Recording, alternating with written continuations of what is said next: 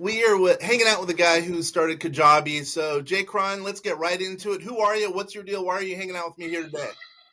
Well, I mean, I'm hanging out with you because you told me that I'd get a free dinner or a bowl of soup or something if I showed up. So, obviously that's why I'm here. But no, I've known Kenner a long time. And when you reached out and said, hey, man, let's jam on entrepreneurship, fun, creator economy, all the kind of stuff that I'm passionate about, why would I not hang out and have some fun with you?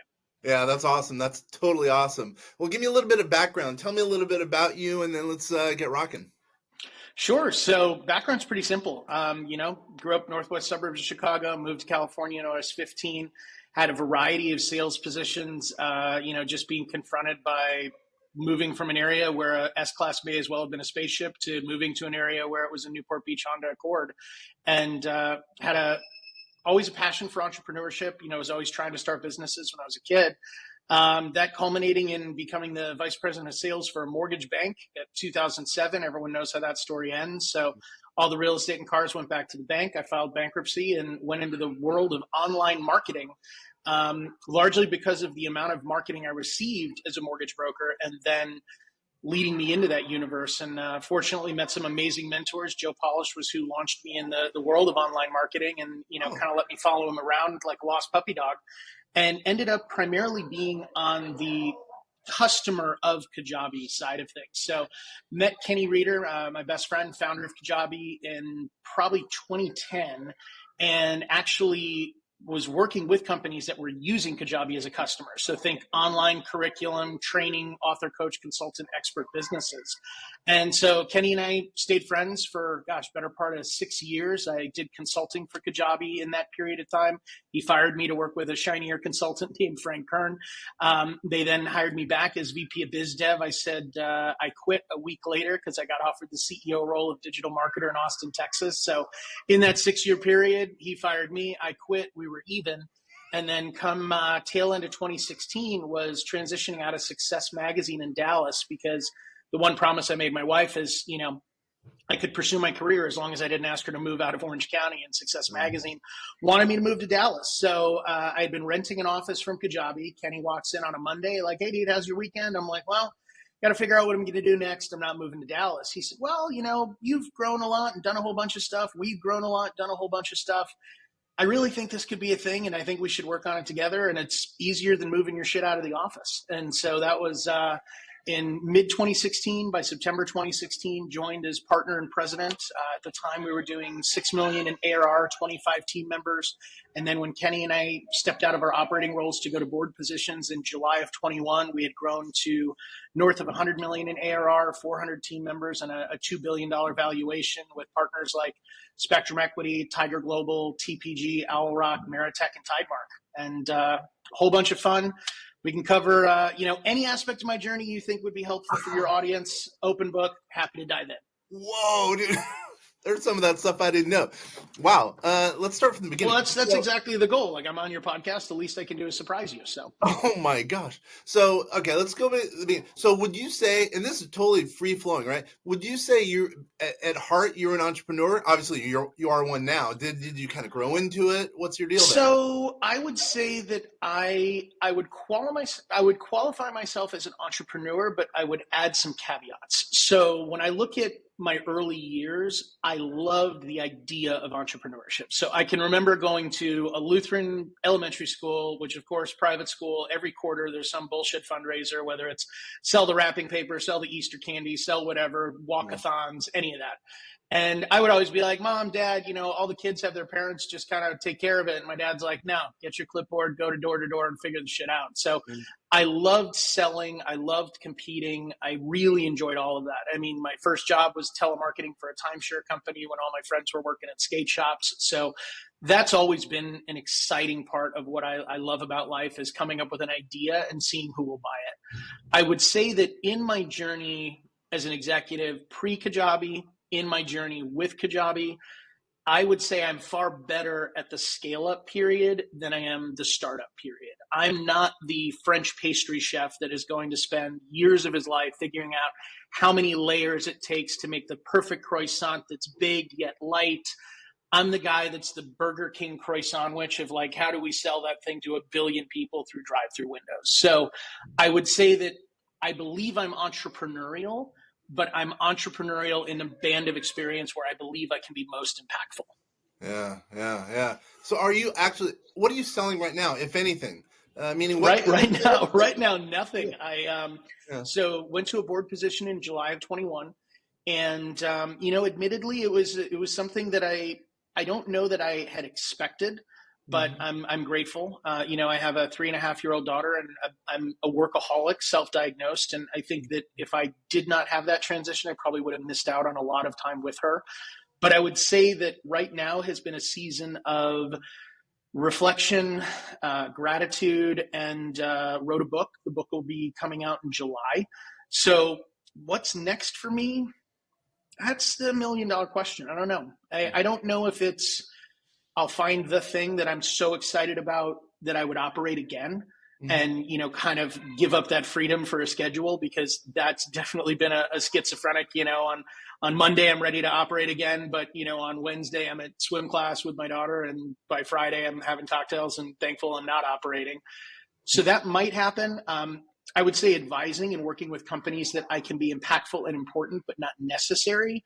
Mhm. That appeals to me the most. That I would love to find companies that I can invest, advise, but not be on an org chart. Because if I had a magic wand, I wish that on weeks that I was like, I don't have a lot going on, I really would love to dive in on some companies, make some campaign improvements, have some fun with things, and get that fix.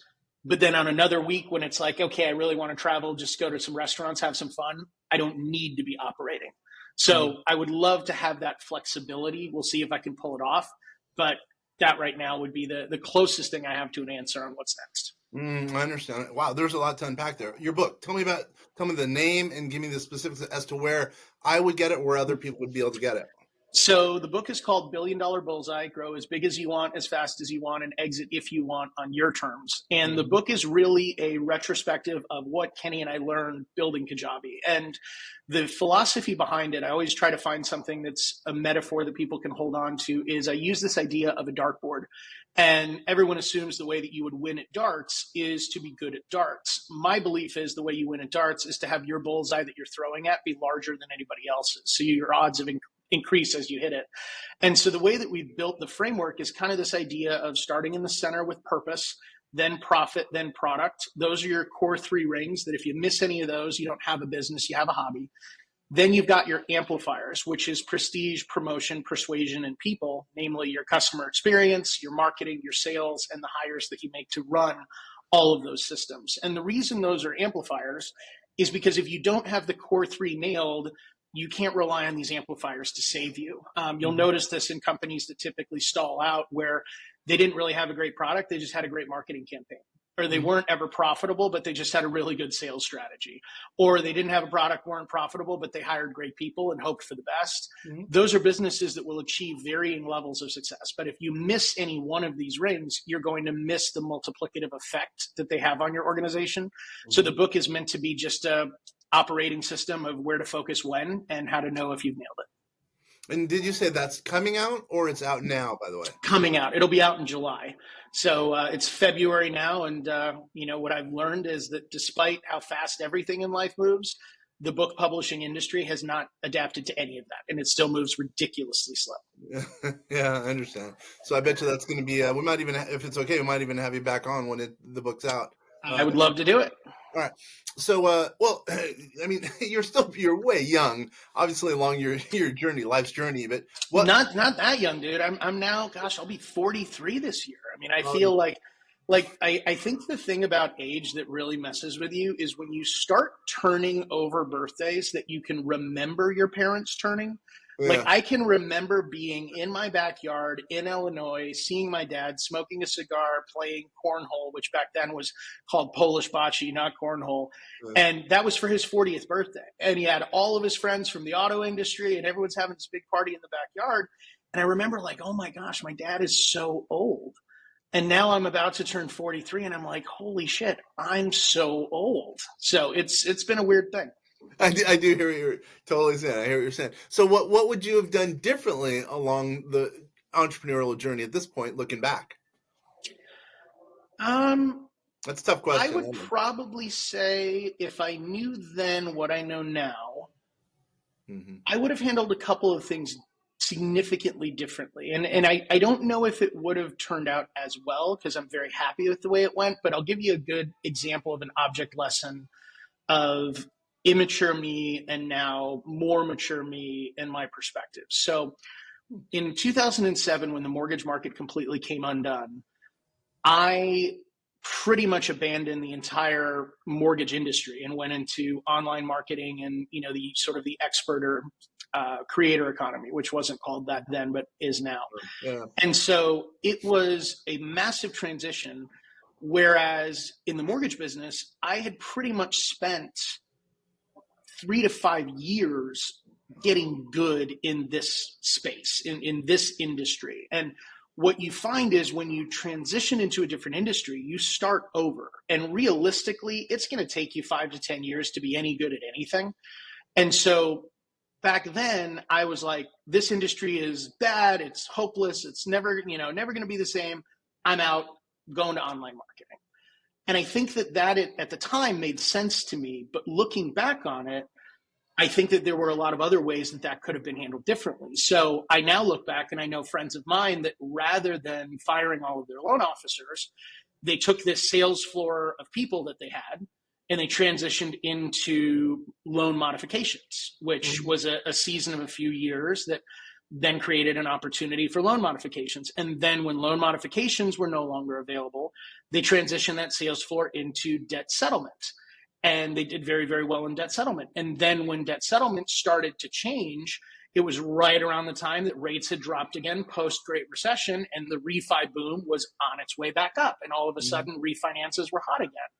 And then as refinances started to kind of wax and wane as we headed into COVID, you then saw the employee retention credit opportunities come out. So had I known that it wasn't just the mortgage business per se, but that it was a system of salespeople that were financially knowledgeable based on the mortgage side of things. There were iterations that could have been different than company shuts down, I'm bankrupt, and I'm moving to an entirely new industry starting over. I could have gone through those iterations and handled it very differently. But I think at that time, I didn't have that type of a vantage point on life to recognize that when something like that happens, it creates opportunity, not necessarily, oh, that's a fatal flaw. I'm going to just scrap everything and go somewhere else.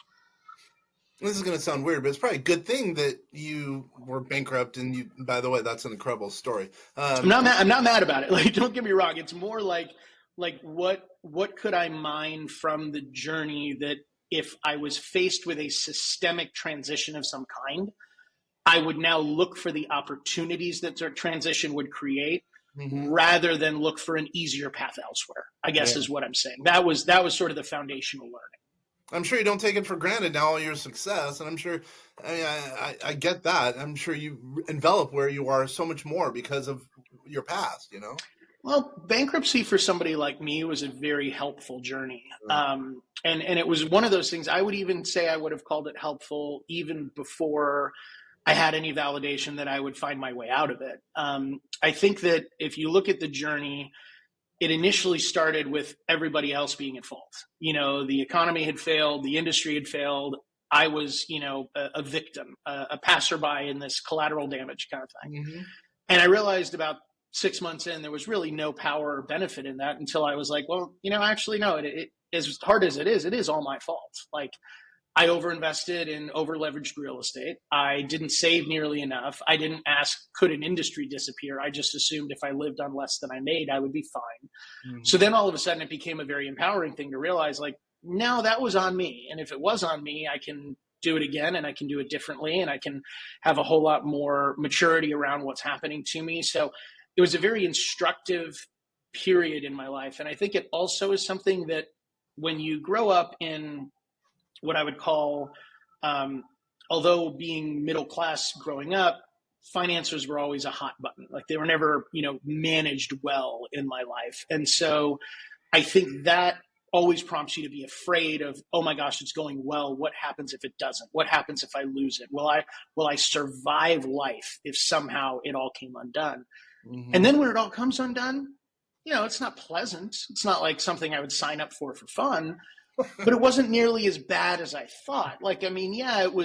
It was hard to, go from living in multiple homes to an apartment. It was hard to go from, dining out at Michelin star restaurants to getting frozen El Pollo Loco chicken balls from Costco and eating half for lunch and half for dinner. Like, there were transitions that were not fun, but a hot shower still felt great. I could still go for a run, have a good time. Like, life didn't end because this financial thing ended. And I think that once that fear goes away of the what might happen, it just allows you to risk bigger and take more chances, take more at bats, because you're like, well, all right, it's not the end of the world. And, you can fail big or fail small. It's still going to be failure. You may as well try and fail bigger. So that's exactly right. That's an important lesson right there. That's funny you waited till the end to say that. I agree with that. I mean, if you're going to fail, you might as well fail big. If you're going to, you never know. You might be able to hit a home run,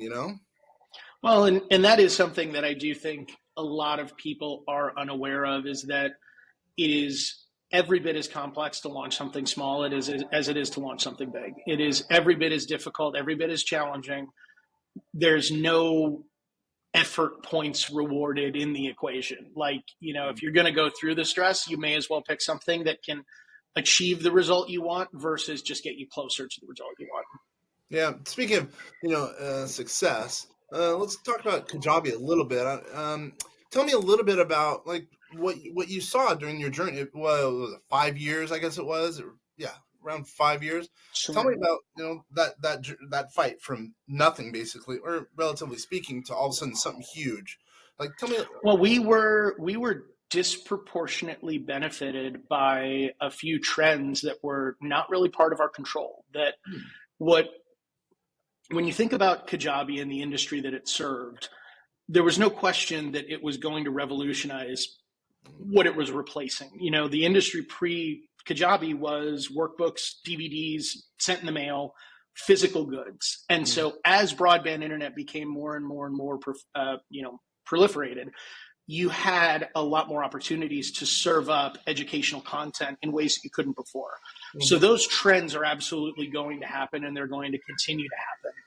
But what also shifted significantly was we began to see a flywheel effect within our business that, I've called the, perpetual promotion machine, but it was this idea where, and Kenny gets credit for naming the program brilliantly, was our Kajabi Hero program, where we recognized our users and just sent out a t-shirt, said, hey, online entrepreneurship is lonely, a lot of hours staring into your computer. We're here to celebrate you and tell you you're on the right path. It's super awesome. Way to go. And as that hero recognition program grew, which now has, probably 15 different levels of recognition of business growth, it also gave us the opportunity to ask people if they'd like to be part of our partner program. And our partner program was our referral program of, you're teaching something on a platform, and odds are other people are going to learn from you. But as they're learning whatever you're teaching, they're going to be saying, wait a second, I've got things I can teach. I've got knowledge. I've got experience. I've got things that people would be benefited by me sharing. Odds are they're going to want to know what platform they could teach it on. Why not share with everybody the platform you're using and be paid for doing so? So we ended up with this. We're going to recognize you, and then we're going to ask you to tell people what's prompting the success of your business, who are then going to join and bring more success to your business. And it became this flywheel of celebrating people that then turned into partners, that then gave more exposure to celebrate more people, to then turn into more partners. And that was one of the huge growth engines that built the company, was just really being able to recognize our customers for what they're doing. And not to mention the fact, like many businesses, COVID really prompted a lot of disruption in the universe, and it brought about an urgency for digital first versus digital someday. That there were tons of businesses, tons of educational institutions, tons of people that were caught completely flat-footed because it was like, oh yeah, well, we'll get to digital. But right now it's good enough to hand out a workbook in a classroom, and we'll do that. As all of a sudden everyone's at home, asking how am I going to learn? What do I need to learn? How do I position myself for this new normal that we're in? Kajabi was a company that had a whole lot of people that were teaching a whole lot of cool things. And, our users were beaming fitness content into homes before everybody could only work out at home. And our instructors were beaming meditative content, educational content, career growth content, hobbyist content, all of the things that people were interested in. And it all of a sudden brought this onslaught of people into this universe that was always there. They just didn't have an urgency or reason to explore it. So we were a massive beneficiary of that move to go digital. And I think it's something as well that we're now seeing the fruits of that labor even taking on a life of their own. So when you think about going digital, but now also seeing a shift in the perception of what digital education is, because I would say that pre-COVID, 2019, 2018, those areas, there was still this idea of, oh, well, why would you sell a course? Just, put your content out there for everybody else. Mm-hmm. Now you're not going to find a thought leader in any industry that doesn't have their book, their email newsletter, their website, potentially a course for purchase or a coaching or consulting opportunity. It's almost become in vogue to have a personal brand and to have people have revenue-driven opportunities to engage with you. And I would say for us at Kajabi, we always believed that world would come, and we're now just seeing it happening. So where I think a lot of private equity or finance right now is saying, oh, well, what's this creator economy really going to be? How's it going to go? I actually have never been more bullish on it because I have never seen more people that I like and respect that quite frankly don't need the money from selling their time or packaging their courses, but they have it now because it's an acceptable way of engaging with the world around you. So I think we've only begun to see the start of what that's going to look like.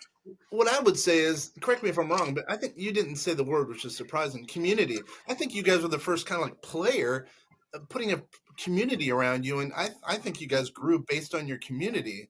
And you guys, that's a failure on my part because the Kajabi Hero program and our Facebook group was the community, and it's something that is hugely powerful. I mean, we've now done 2 user summits, which have been absolutely spectacular to get people together in real life for that. But I couldn't agree with you more because I think, and everyone always asks me, well, what's AI going to do to this universe?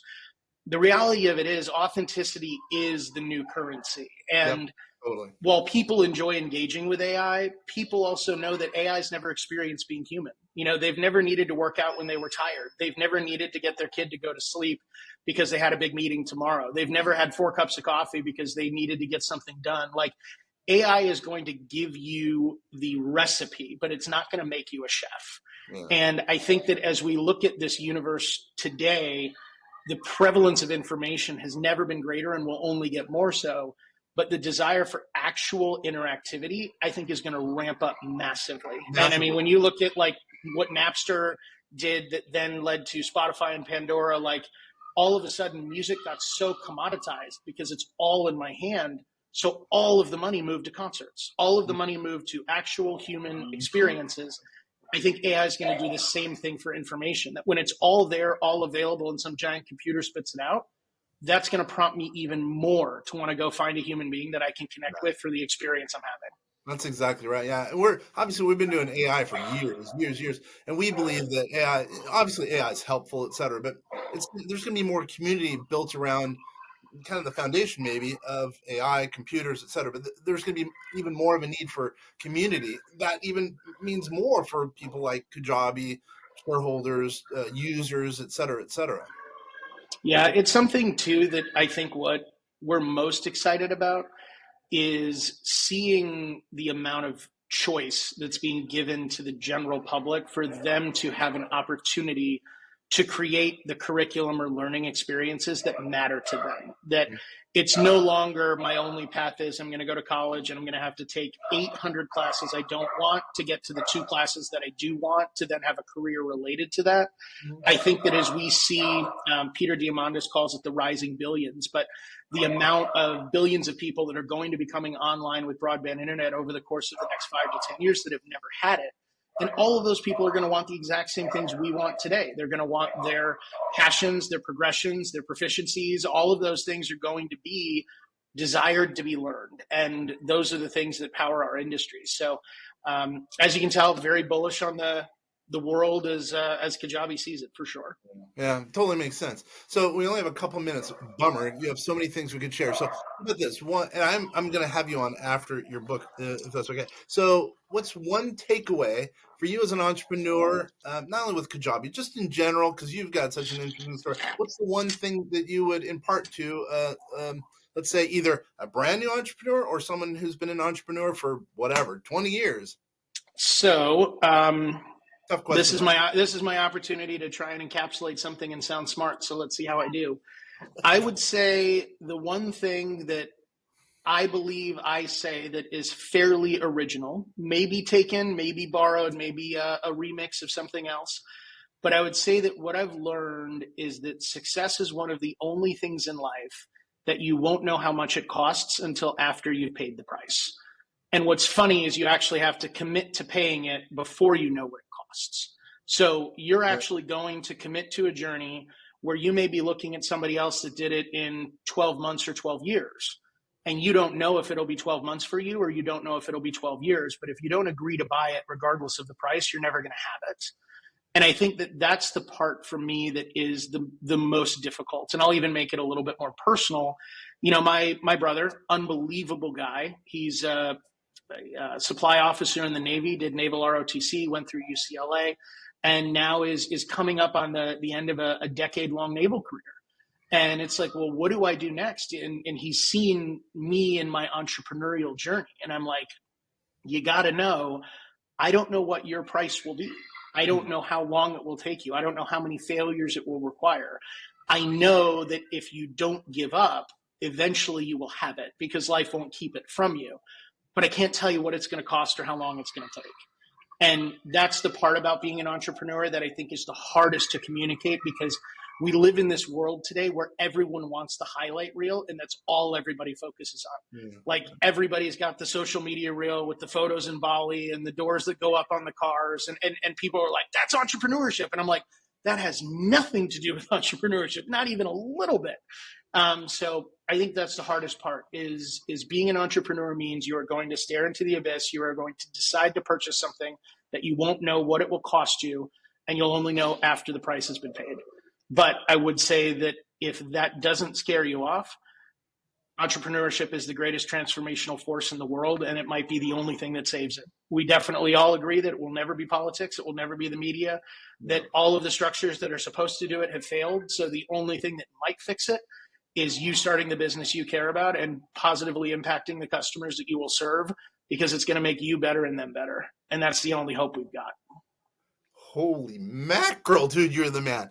That was really good. Wow. How about in closing, how does someone, one, buy your book, and maybe a website that someone could go to? Thank you for asking. When the book comes out, I'm sure there'll be some websites and things that I haven't built yet, but I'm on JCron.com, JCron.com, or, hit me on LinkedIn, Twitter. I mean, I'm not famous, so still very accessible, and always love engaging with people that I can help. So thanks so much for having me on here, Kenner. For those of you that don't know Kenner well, but are getting to know him better through this podcast, you're talking about one of the most brilliant thought leaders in the tax and estate planning world. He's been leveraging AI since before anyone was talking about AI. So if you've got anything that would be benefited by better estate planning, better tax strategies, or better asset protection, Kenner's your guy. I can't say enough good things about him. Dude, you're the man. Thanks, man. That's awesome.